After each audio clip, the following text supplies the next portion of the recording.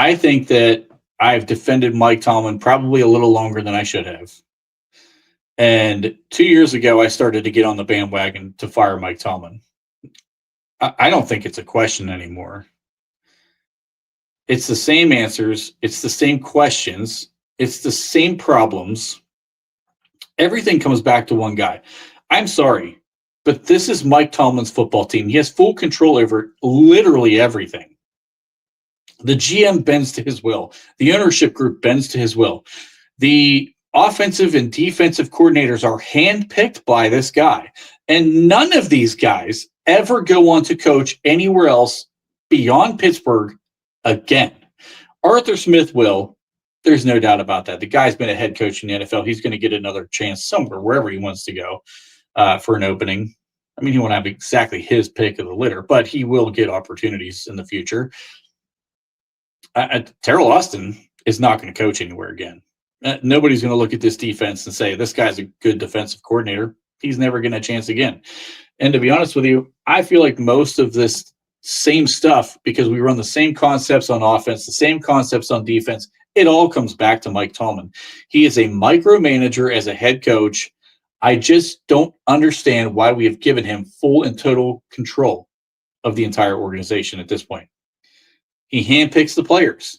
He gets most of what he wants in the draft. Let's be honest.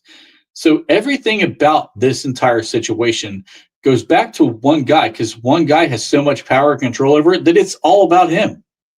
There's no doubt that this all comes back to Mike Tomlin. If you look at what Dan Campbell has done with the Lions, that organization was in absolute shambles. Shambles. They were a winless football team just before he took over the organization. They tried for years to do what they could do, and nothing was working. Nothing was working. Dan Campbell comes along, and he does exactly what a head coach in the NFL should do. He finds the right people to help his organization, and he runs it as a CEO.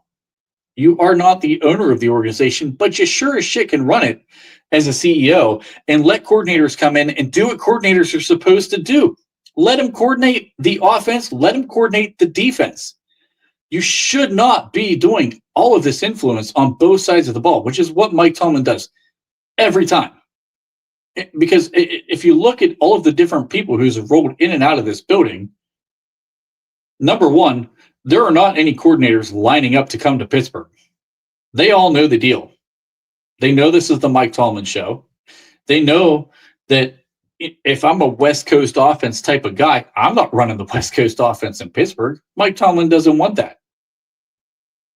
So for all of us in the fan base, it's like, hey, let's go get a young guy who's innovative. Somebody from the Shanahan tree, somebody from the McVay tree. Those dudes have no interest in interviewing here. Totally agree. They're not coming here.